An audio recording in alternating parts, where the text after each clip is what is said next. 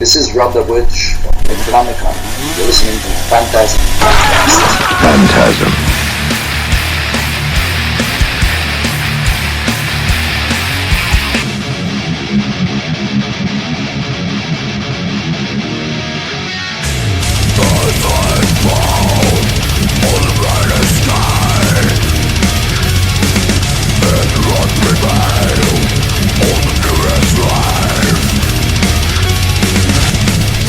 Fresh Phantasm Podcast. Today we are speaking with Rob the Witch of Necronomicon. We got Unus coming out October 18th on Season of Mist, and we're here to talk about that today. And Rob, how you doing, man? I'm doing good enough. Yeah, it could be. I mean, it's pretty cool that we have a new album finally coming after some stuff that happened like these last 3 years. So yeah, and it's pronounced Unus. Unus. Yeah, Unus. You need to stretch the first letters. Yeah, that's true. Actually, we double checked, triple checked the pronunciation because it's Latin. So yeah. It's amazing. We're very excited about it. I just want to get right into this. You know, I loved Advent of the Human God, and waiting for a follow up for a while of it, and this seems like a pretty good next step for you guys. Well, yeah, I mean, actually, the funny part is we were touring for Advent, and already half of that album was written. Awesome. So, I usually, I'm always ahead a little bit, but if it was for me, we would release album more often. But let's say that there's always something happening. And there's a lot of people asking, why don't you have more albums? And well, sometimes life makes things happen differently than what you want. Right. It's not a matter of we don't want to do it or that. It's just it's a little bit more complicated than people might think. It may not sound human when we put this kind of music out, but definitely have human things happen. But yeah, I want to jump right into this and do a little track by track with you. Okay. For the record, we'll get right into it on the first track. We have From Ashes into Flesh. Let's talk a little bit about that and the lyrical content and everything. Actually, the entire concept of the album, because most people should know, or for those who don't know, it's every time we release an album, there's one concept for the entire album. Mm-hmm. So, but at the same time, everything is interrelated with every album. Every album connects to a certain how can I say it? Actually, I'm gonna use a tarot deck to explain that. The deck have a certain number of arcanes cards. Right. And, it's imagine that the first album was the first card or something like that. It's an example, of course. I'm not saying that Necronomicon have released album in comparison with tarot deck. Right. We don't talk about tarot. It's not the point.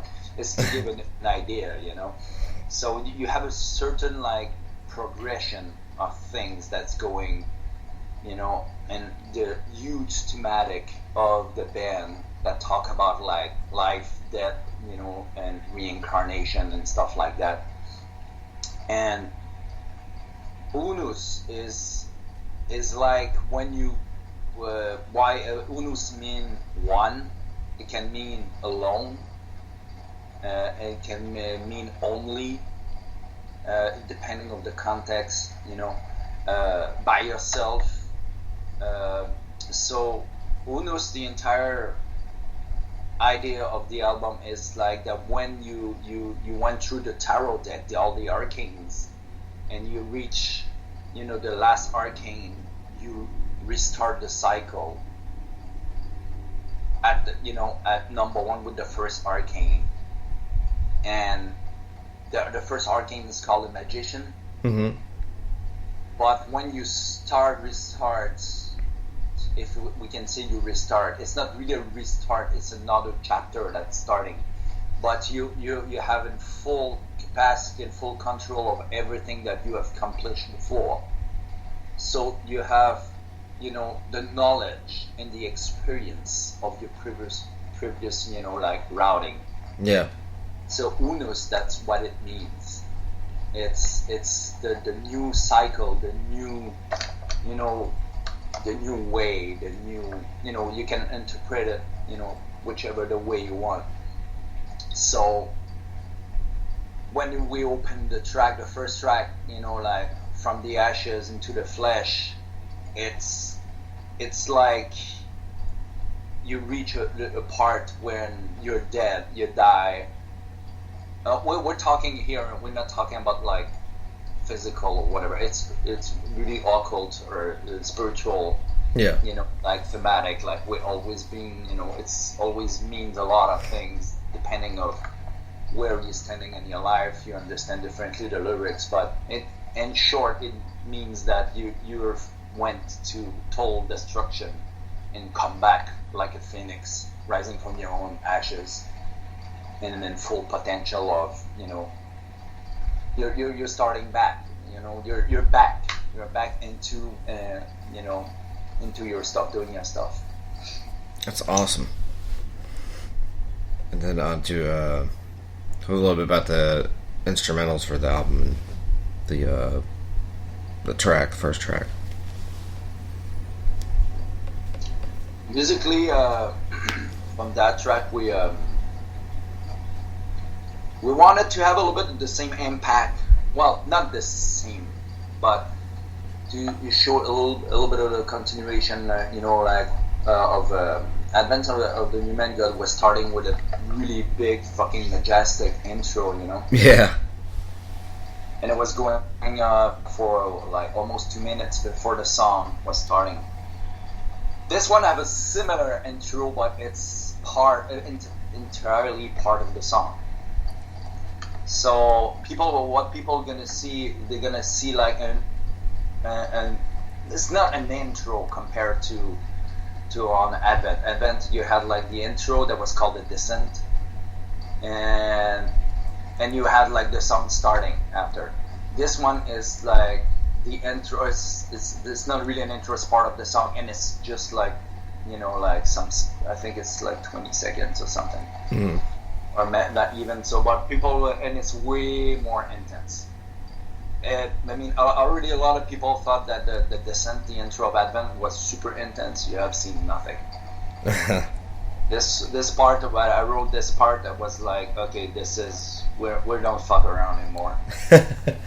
It's amazing. Well, not that we were, but, and the song is right off the bat pretty intense. I don't want to talk about it too much because it's not the single, so we have a new single coming soon, by the way. So amazing. We'll get to that. Also, first track, and then go on to number 2, Infinitum Continuum. Yep, Infinitum Continuum. Yeah. Yeah, it's Infinitum Continuum. It's like, how can I say it? Like to infinite and beyond, like they say the cartoon. Yeah. No, it's a joke. Right. Yeah, talking about a kind of a spaceman. Yeah. With white armor and like with a cowboy friend. So number 2 is about Toy Story. So I never thought about it until now, actually. But yeah. Infinitum in Continuum, it's like it could be interpreted like as like what comes around goes around comes around, but it's not that. Some people might think that, but it's pretty much like the thing that everything is a cycle, and everything goes and pass and come back, and you need to realize the consequences of what you're doing now, because it's a little bit like the people say the karma is a bitch or whatever. Yeah. But it's larger than that. I'm trying to resume here in short, because like like I said when I was talking, a little bit earlier, I was saying that with Necronomicon, you have, depending on where you stand in your life, everyone understands a different message. Yeah. So, and it's still applied to every of our songs on every album, except maybe for like a song like the Fjord that we did before, that it was typically about where I come from, but that was pretty different. Yeah. But Infinitum Continuum is it starts with a drum intro that I wanted to do. Actually, it's funny, really funny, because that song I had it for a long time. I really wanted to start with like something, just the drum going on for a couple of measures, and not just like go directly in the song. And it's a more mid-tempo song. It's a little bit more relaxed. It's a big word. Yeah. Compared to the intro of the album, but it have a build up in it, so it have a certain vibe, a certain pace, and after that it's going like pretty big. Actually, it's funny because we were playing it yesterday at rehearsal, and we were like, that's it's a little bit more like less like into your teeth. So it's built up like not slowly, because it's mid tempo, and at one part it's really it's blasting, and you have orchestra and everything, and it come back to a nice like mid tempo thing to end the song. There's a lot of things going on there. I'm not talking technically, because I have a tendency to try to not go too much technical. Yeah. On purpose, because I like more when you have the vibe, a certain vibe, and a groove. I like groove a lot. So this one have a really large palette of different kind of vibe, if I can say. And overall, this really loved some big orchestration too, and the entire album anyway, compared to previous album. There was always like some songs that was no orchestration at all. Not in Unus. All the songs are covered with orchestral parts.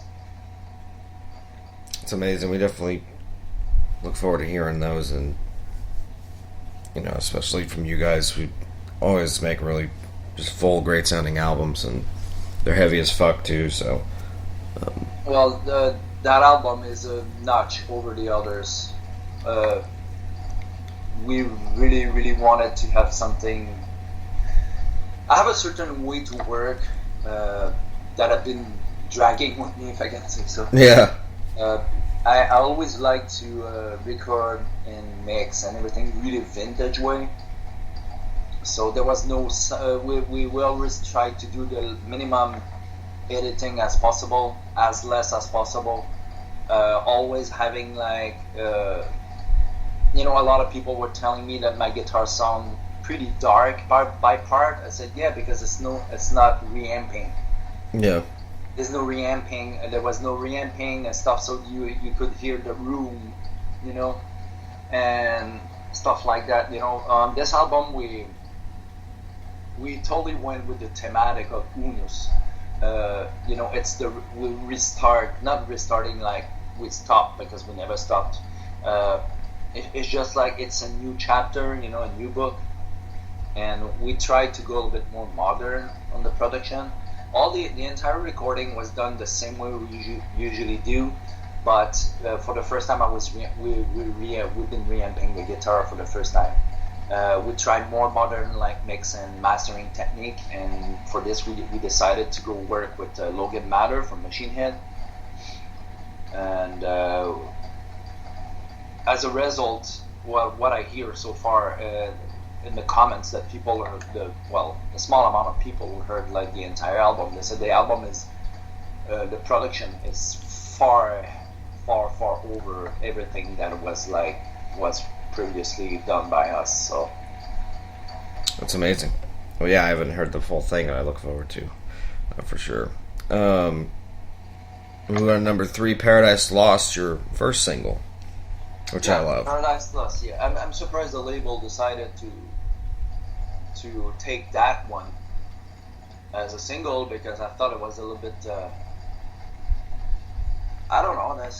Not that it's not my favorite or it's my least favorite. It's just that I was not expecting that. But actually, I was expecting like From Ashes into Flesh to be one of the single. But I think they want to keep the kick of the first song as a surprise. Paradise Lost is by far is probably the fastest song we ever fucking did. Wow. The blast beat at the beginning with the bass drums at 300 BPM. Actually, not long after the release of the single, some people started to say that it was fake drum. I'm not kidding. Some people say that it's been programmed and stuff. Wow.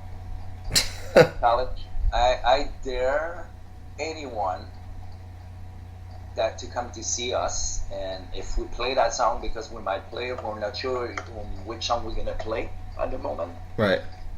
Maybe yes, one we know, but for the new album, we aren't sure which song we're gonna play live. This one is on the list, of course, but I can assure you that it's been played for real. But because my new drummer, the Vider of new drummer is quite something. Is really to a different level than previous drummer. So I'm gonna tell you one thing I haven't said yet about that specific song. We tried to make it faster. Yeah. I don't see. We totally tried to do it at 320 BPM, but the rest of the song, the rest of the riffs were like soulless. There was no vibe. It was mechanical, too mechanical. There was no emotion. So we decided to leave it at 300. So that song is a little bit more personal for me. It's I rarely write when I'm not doing good or stuff like that. Yeah. Contrary to what people do, or most of the time they write when they're angry or they have frustration and stuff. I never do that, or super too happy. I don't like to do it. So I'm trying to be super zen when I'm writing Necronomicon, to be really like in the middle, in control and balance of everything. So it creates a different vibe, than writing anger or sadness or whatever. Actually, this one is pretty much the only one that I wrote that out of anger, or it was a mix of anger and frustration from something that happened in my personal life. Paradise Lost is about when it's some people think it's about the book. Actually, I never read the books. I have no idea. I just like the title. Right.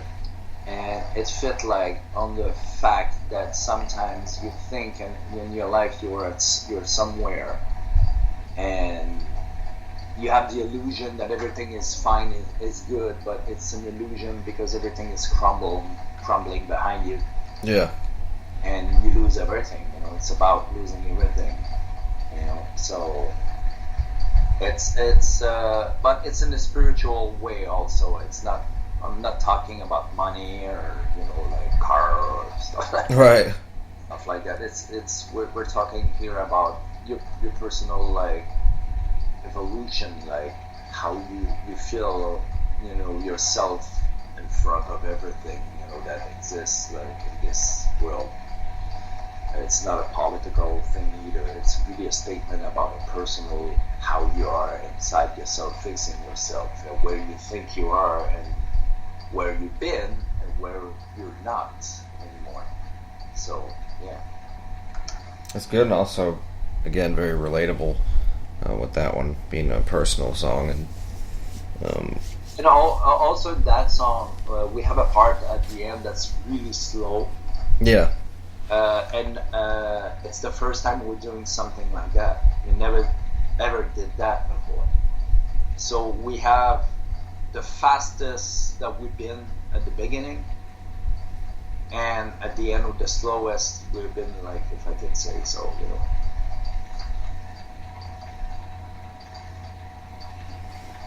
But yeah, I absolutely love that track, and I think it's a good way to launch it off. to get a little taste of what the record has in store for everybody. And then we'll move on to The Price of a Soul, but is that one just instrumental? Yeah, that one is for people that follow us for a little while now. They know that we always have instrumental songs, ambience, stuff like that.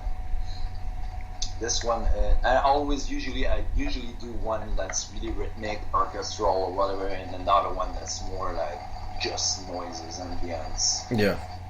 To try to balance it in a way. Right. To balance all that. This one, Price of a Soul, is really how can I say it? It's the orchestral one. It's a full orchestral with choir and everything. It's something again that I had like for maybe 15 years in my head. Wow. And it represents how much we can put ourselves in a position of being a puppet. First from our own desire, our own situation, what we want and what we really want and what we do to, how can I say, not what we do, but we totally put ourselves in a different scenario to survive. But at the bottom, we're just the puppet of a system or some people, to some people, and we pass right beside what we want to do in our life. Right. It's the case for like pretty much 95% of the population of this planet. And we're losing ourselves, our true self, on wanting to, refusing, or because we're afraid of being ourselves, someone who want to be a musician but don't want to suffer, just want to, being a musician, a professional musician, doesn't mean that you're going to be a rock star. If you want to be a rock star, it's a different thing than being a musician. Right. Being a musician, there's a good chance you're going to live pretty poor. And that's not something new. It's always existed. You look at fucking Mozart and Bach, and these guys were living in they were miserable. But the greatest musician among the greatest musician that ever existed, what is the price of your soul for what you want to do? How much worth your soul? It's amazing. And then you said that you've had it in your head for about 15 years. What is it like to actually finally get it out of you? Or did you get everything you wanted to out of it? Yes, no. Actually, I always have music in my head. Yeah, I do too. So a lot of stuff I wanted to do when I started the band in 1988 was not possible. Mm-hmm. Especially I was living in the north, so and resources were. It was pretty pathetic. I never felt like I could do 100% what I wanted to do. Right. Even we did the second recording. We tried to do some stuff, but it was kind of didn't have that much budget, and even the technology was not there yet. I never wanted to use keyboards beside real piano because I thought that the samples, choir or strings sounded really shitty. Yeah. So it's why I never used keyboards ever. So when technology permitted me to be able to use and when I started to have more real budgets, yeah, to get an album, I just decided there was time for me to do what I wanted to do. So the songs, orchestral parts that I've been wanting to do for 15, 20 years that I'm doing now. when you have like riff, you have like a symphony like coming in your head like for 20 years. Once in a while, you wake up and you're like, hey, it's been a long time I have that in my head, you know. Yeah. Well, I'm starting to do everything. So, it's a never-ending like process of creation, you know, depending on where you come from with your musical influence and all that stuff, you know. But like I said, that album have more orchestration than all my previous album, and I feel more comfortable in this. I like to compose like that. Yeah, sure. And get it all out. And so move on to number 5, Singularis Dominus. Yeah, Singularis Dominus. If you translate it like the proper way, it means being your own master. That's awesome. It's come back to what we were saying a little bit before. I think you see a progression when I'm explaining the song here. Yeah.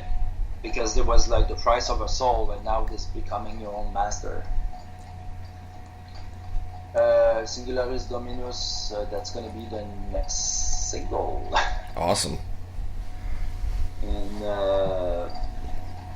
Singularis Dominus, become your own master. It's this one is a little bit less spiritual and more, well, less spiritual in the real sense. Right. It's more about.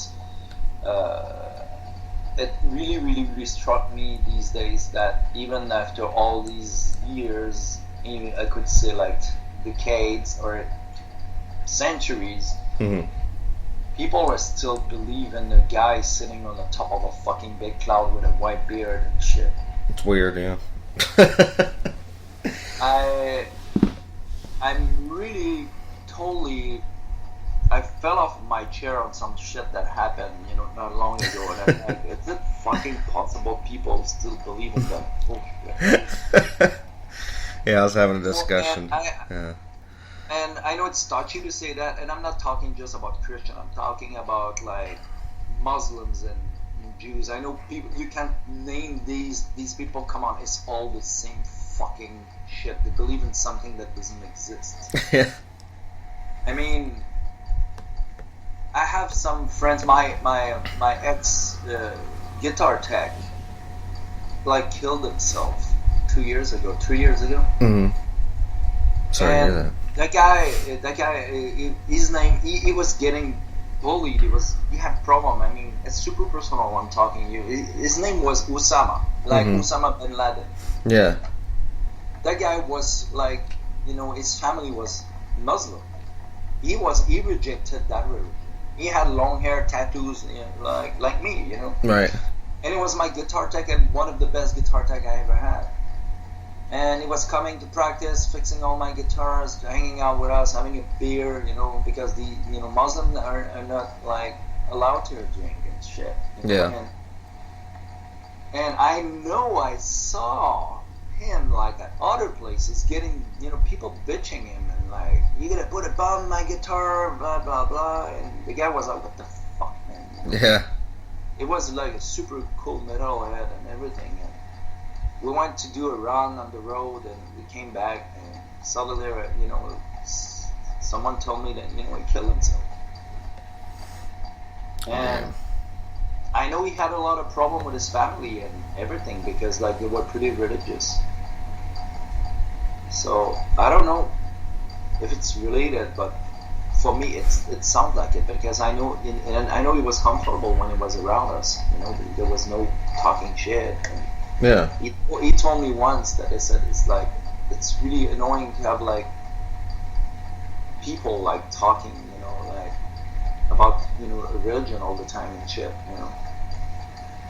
Yeah, I think religion's supposed to be very personal. I don't think people are supposed to talk about it. And on top of that, to believe in a higher power or God means you don't fully believe in yourself. You need something else. That's exactly my point of view. Yeah, you need something else to fulfill you and to help you and to tell you, you know, that you're gonna, you know, lift you up and get you somewhere. Which, you know, I think the stance of that is people can use that in order to get themselves out of things. Like, I get that, where if you need that extra help and you have to believe in something else to help you out, then by all means do it, but don't use it as a way to control people or think you're better than somebody else. It's more or less, religion's only there for people to get help when they can't find it in themselves. The reality of religion, like, some people need like exterior help to get out of exactly whatever. They can't just do it themselves. Religion, like, or spirituality, it's something that is should be super personal. I mean, if you believe something like that, fine, that's your shit. Don't bug people with it. Right.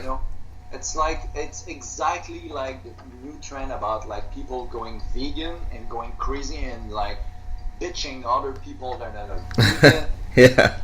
Chicks going like, I like the new feminazis. Yeah. That go crazy, and on top they're vegan. On top of that, that's like, oh, you're a vegan, I'm not sleeping with you, and like stupid crap like that. That is as bad as religion. Right. That's indoctrination.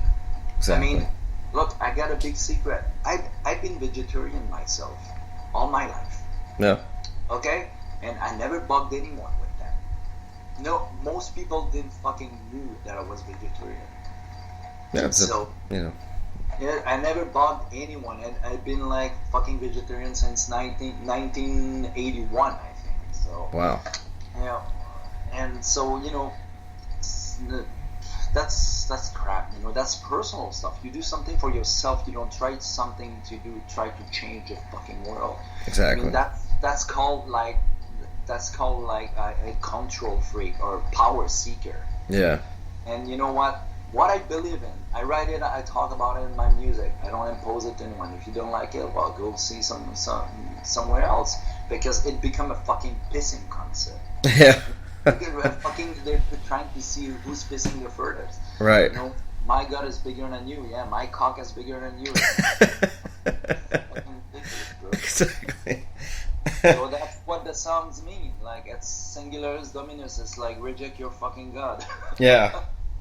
That's why we love metal, and we have this kind of thing and platform to be able to be controversial and go against the norms and discuss these things. From my point of view, I don't see it as controversial. I see it as the reality behind. Right. Put it behind your freaking fantastic, like, imaginary friend. Yeah. Your reality is there's no God there. Or else I'm gonna show you a book of Conan the Barbarian telling you Conan was real. Fuck yeah. I mean, I'd believe that over the God thing, but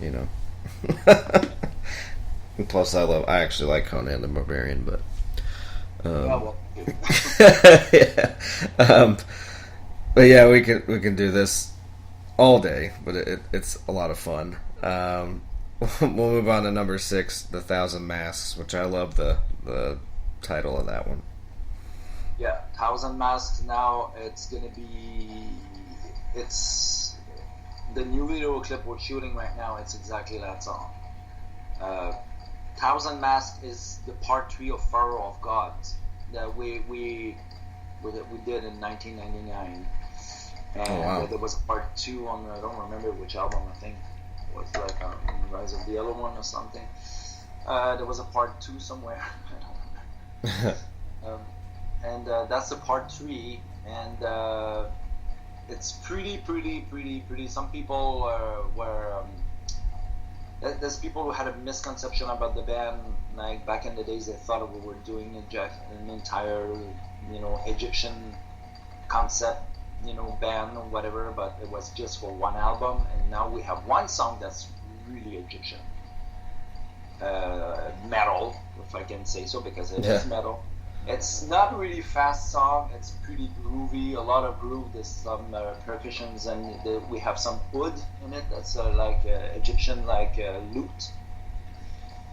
It's gonna be pretty interesting. It's pretty cross between what the story of Pharaoh of God that we started, and at the same time, it's pretty Lovecraftian. Pretty Lovecraft. So because at the base, when we started Necronomicon in 1988, that was the idea. We're doing like Cthulhu things, Yeah. stuff. Of course, after that it changed, but so we decided like it's been two albums now. We include some Lovecraftian like themes once, a little bit in the same time, just because that's our roots actually. That's the root of why and how we started the band. This song actually is extremely, really. We tested it like last month. We were playing back home where we come from, and we pitched it live just to see how people would react, and the reaction was pretty big actually. So this one I can't wait for it to be released. I can't wait because it's one of my favorites on the album. Awesome. And you said you have a video for this one? Yeah, actually we finished shooting this next Sunday. Amazing. We definitely look forward to seeing that. Hearing the track as well. It's an awesome one. Number 7, Ascending the Throne of... Is it Bater? How am I saying that right? Bahator. One more time. Bahator. Bahator. Which I know that's from D&D, I think there's a character on there. Yeah. Oh, it is. Okay. I knew that much. I literally took the term from D&D, but... Amazing. Because else it would have been more cheesy. Yeah. Hathor it means hell. So instead of saying ascending the throne of hell, that would be like cheesy 80s Satan. Yeah. Decided to call it Bahator. Amazing. So of course I'm a big Dungeon and Dragon fan, and the vibe of that song is pretty dark, and it means that even if you're in hell, you should be on top.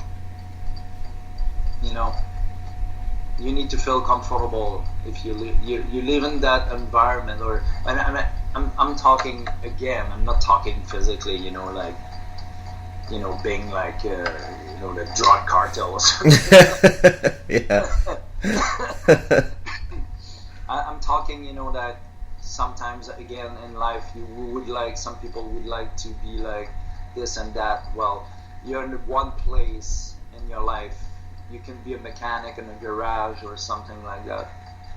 The important thing, no matter who you are, no matter where you come from, when you need to find a stability and being on top of your stuff and realize what you do the best and do it the best.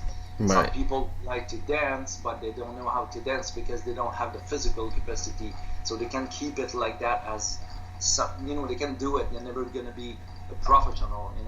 You need to know who you are at first thing. You need to know who you are, realize what is your strength and your weakness. Exactly. And accept what you are and be on top of things. And it's as simple as that. You can be in hell, but you need to be at peace with it. I like that, yeah.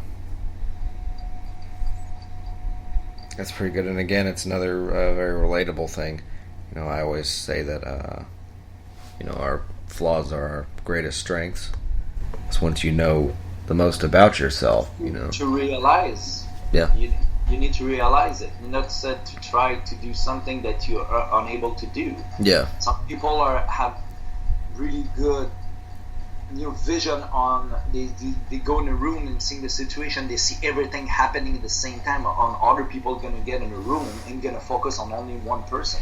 Right. If these persons work together, oh my God, the possibility that, of course, naturally they won't be attracted to each other. I mean, not attracted. We're not talking about sex here. Right. Yeah, I know. Sometimes you need to look, and you need to see that in other people also. Right. There's people you don't like for X reason. Yeah, you know what? Because it takes all kind of people to make a world. You need to work with the people that have strength and where you have flaws. So that's how it works. So it's a little bit the idea of it's like you need to be on top of what you are. Yeah. Whether it be, figuring out if what your weakness is, you can use other people's strengths for, and things like that. Yeah, and vice versa. Yeah, just having a complete awareness of everything and exactly using it. And number 8, it's another instrumental track for you. Yeah, Fatan. Fatan. It means dreaming, or sleeping, or dead. Whichever one. Yeah, that's a mechanic language, like Lovecraft, yeah, Cthulhu stuff. Yeah, that's pretty ambient. It is not really. There's a little bit of like some like Middle East singing in it. Right. Women's singing and stuff, and you can hear some like Eldritch language in the back and stuff like that. But it's pretty, like I said in an interview, I think it's 2 days ago, you can make whatever you want with this one, because it's no like, it's pretty much just ambient. So it can be in the middle of a volcano, it can be like in the bottom of the sea, it can be in space. Right. It's pretty the kind of stuff that I like to do a lot, like create atmosphere, and it's pretty doomed though, pretty dark. Yeah.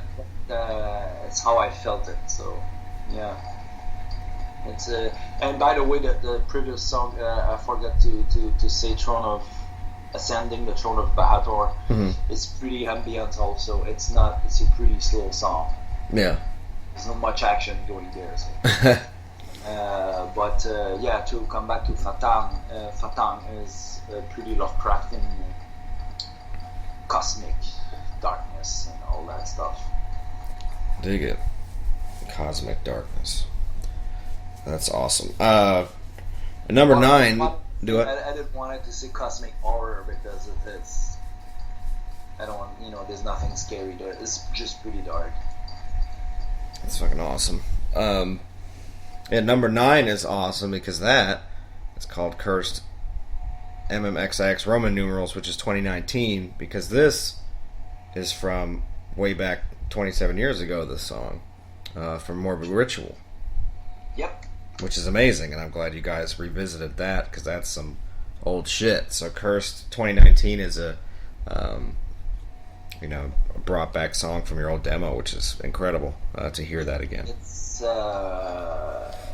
that's something that's been asked to us for many years.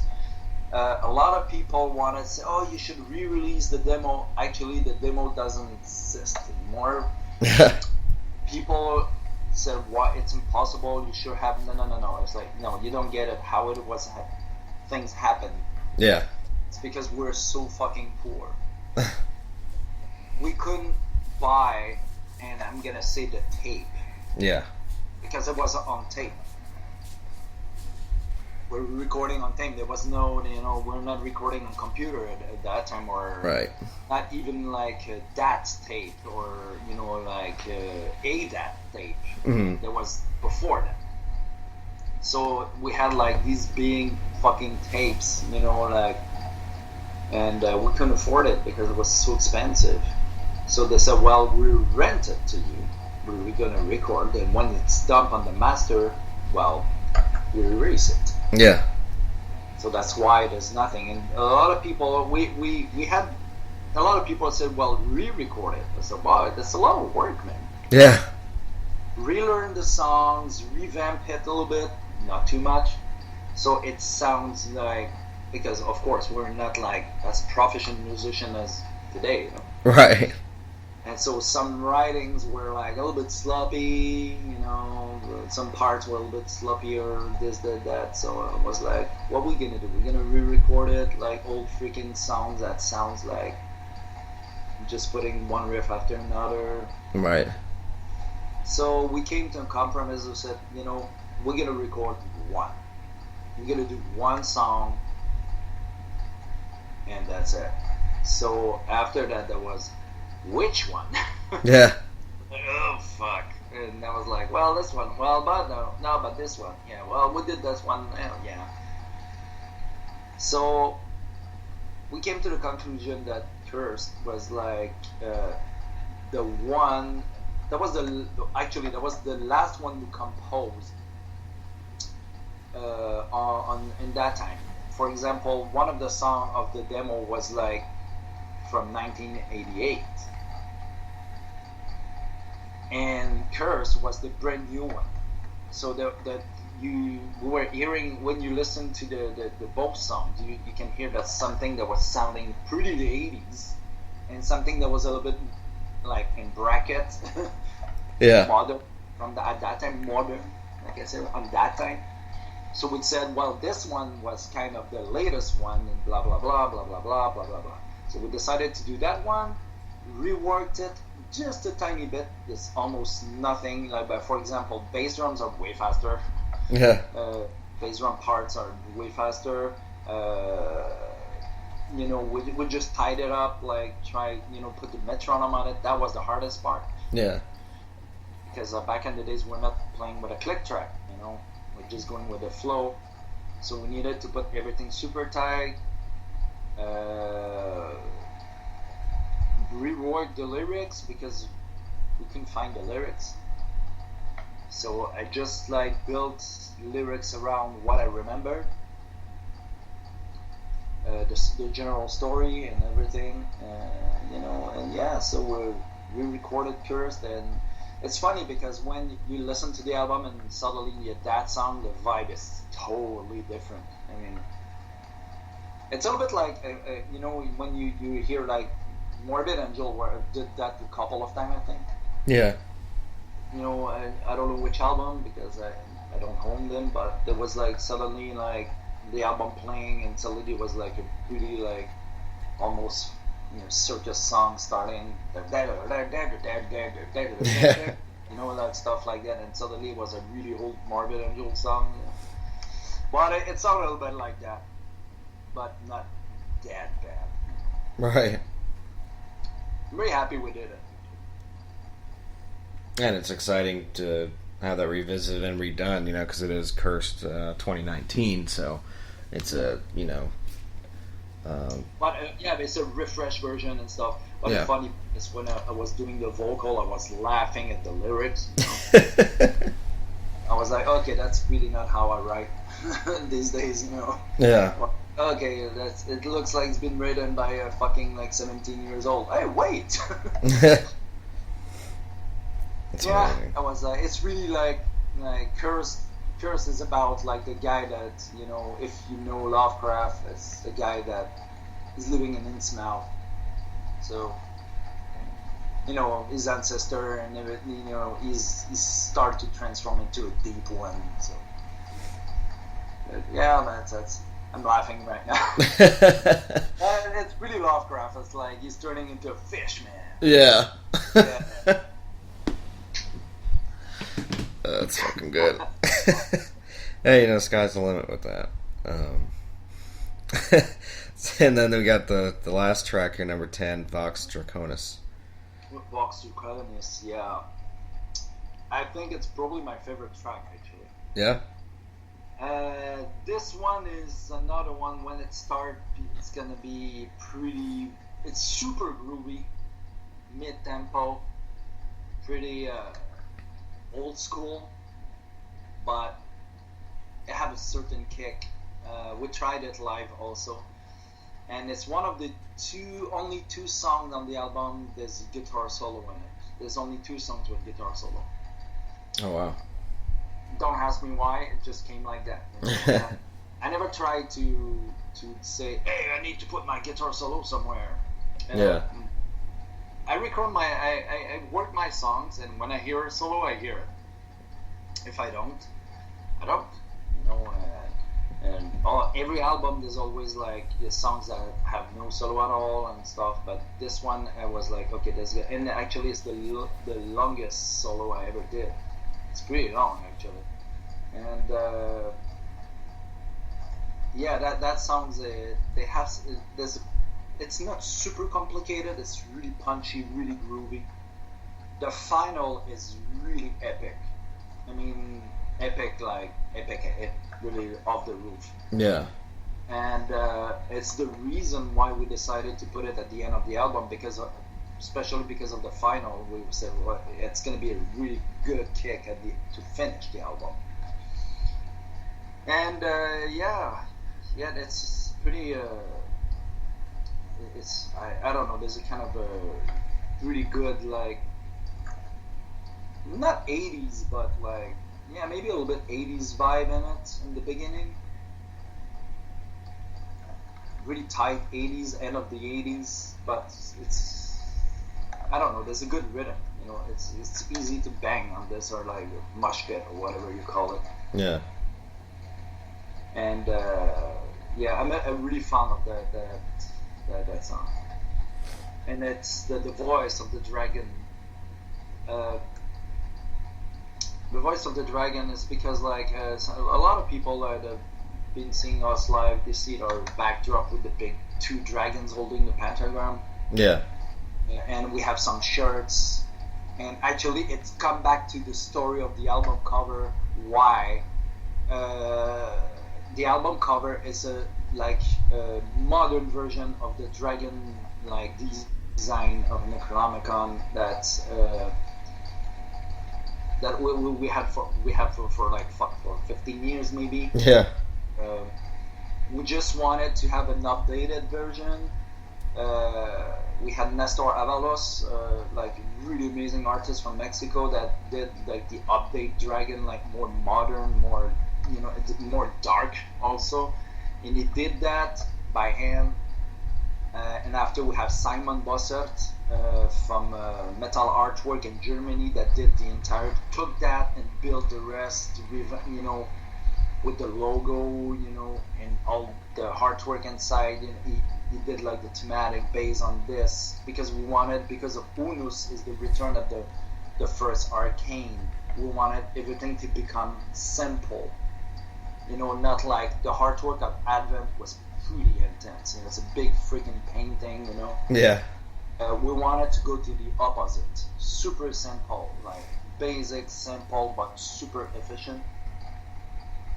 And Vox Draconis really represents super well that album cover. Right. You know, it's the power there driving everything, and the force, the spiritual force, and, you know, of the force and the personality, and like I said, the voice of the dragon, like the roar of, like, a statement as a human being, that you're solid on your ground and you're ready to fight, and to you choose your fight when you know you're gonna win.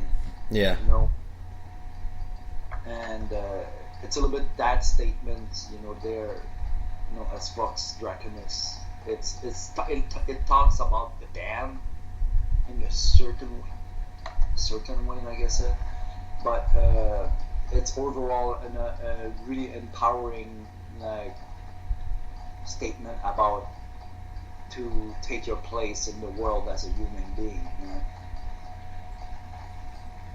That's fucking awesome, man. And, you know, I think this album's very personal, and it's also very relatable, and there's a lot of good concepts on here, and I'm glad that, you know, the follow-up of Advent, you know, is well, of course, I always include a little bit of personal stuff, yeah, in the album, you know, everyone does that. Sure. But I'm not talking, I'm trying not to, like, just center stuff about myself. Exactly. I'm talking at large here. So of course, I'm talking by my own experience, not, you know, not like I'm not reading a book and so, I'm gonna write about it, you know. It's just about personal experience, you know, what you've been living as a spiritual being in this universe. It's when you realize some stuff, and you're conscious about, you know, some stuff like what we're talking about here, you know, like, you know, take your place and, you know, do what you have to do, you know, and we're not talking about like a business, or we're talking as a human being. Well, you know, that's stuff that everyone needs to do, You need to wake up and be yourself, and stand for yourself and by yourself. Exactly. It works. It's how it works. And so I'm writing about stuff like that because it touch everyone from whoever, whichever, whatever you are. That's a reality that beside it's not related to religion, color, or sex, or whatever. Girl or dog or monkey. That's not the point. It's we all living on the same planet, and we all need to make a stand for what we are. And it's not politics there. It's right. Self. It's in the self. It's inside us. There's one thing I forget to mention because we're talking about this and that. On the first song of the album, we have a special guest. Mr. Berlioz from the New Borgir. Yeah. On piano, he's playing the piano on that song. It's amazing. Yes, definitely look forward to hearing it. It slipped my mind, but I wanted to congratulate you guys. Also, you won a Canadian Certificate of Honor for having a successful career for 31 years, which I think is incredible. So. That was when we went to do our show where we come from in the north. Yeah. We had that big freaking plaque waiting for us. I heard the rumors that they wanted to give us a prize or whatever. Yeah. I was kind of laughing a little bit. I was like, what, Yeah. It's like not Metallica here, it's like what the. But I understood that there's not much people having a lasting long career. Some people is I want name bands that disappear for 10, 15 years and suddenly they're back. Yeah. We've been around since 1991. No. Yeah. You stop for fucking ever. You stop longer than you've been active. Well, don't try to pull that card. That's how I see it. And as for Necronomicon, we never stopped. Literally never stopped. We've been less active some years, sure. Doing maybe 5 or 10 or 8 shows per year, and that was it. But when we got back into it, starting with Return of the Witch, it was starting to do boom, a lot of shows. Yeah. Better albums and put the heart more into it. They said, well, you know what, I'm there, I'm gonna do it. Especially at my age now, it's I don't want to sound pathetic, but it's what else am I gonna do? Yeah. I'm gonna turn 50 in 2 years. So if I stop now, what? I'm gonna go back to school? Yeah. I don't see myself doing that. I've been playing guitars and going on the road since I was 17, and I'm 48. It's insane. It's I don't know what I'm gonna. I had the choice to stop 2 years ago. Right. Because things were going a little bit slower, and it was not doing good. And because after the last tour, that was super successful, and then we had 2-3 other tour, and everyone quit in the band. They thought it was too hard. Wow. Once it was I'm getting too old. Fuck, you're 10 years. Or stuff like that. People quit. And that's art, and it's harder because it's in Canada. Because just for us to go in States, it costs thousands of dollars, right ahead, and we're not even on tour yet. The working permits are fucking horrible, man. It's thousands of dollars. And we're not playing arena here. Yeah. So it's expensive for us to do that. And on top of that, you need to have 30% more because of the exchange, the rates of the money exchange. So if you have $1,000, you have $300 more to pay, and if you have $3,000, well, to pay plus 30%. That's pretty hard, man. Yeah. And that just sometimes you need to advance money for a tour bus or whatever.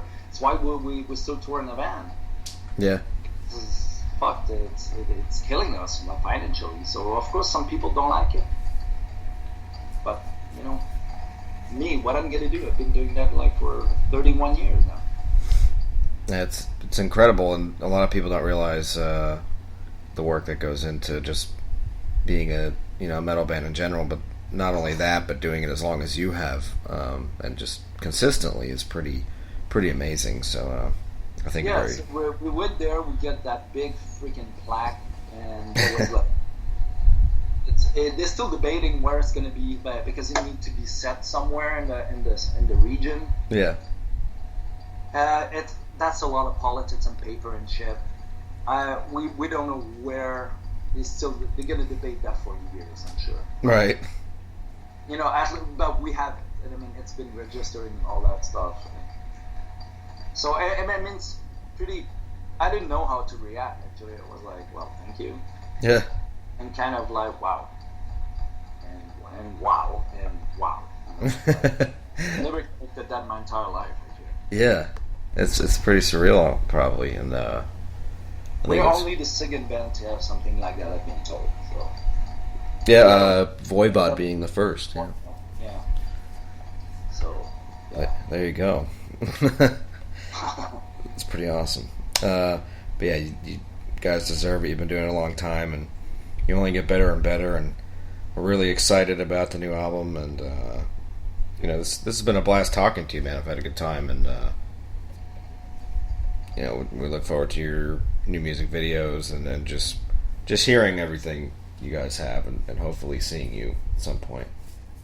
Yeah. Well, that's hopefully knocking wood right now. Yeah. We're gonna be able to really knocking wood really hard. Yeah. we should, if everything is okay, next week we should announce on next US tour. Amazing.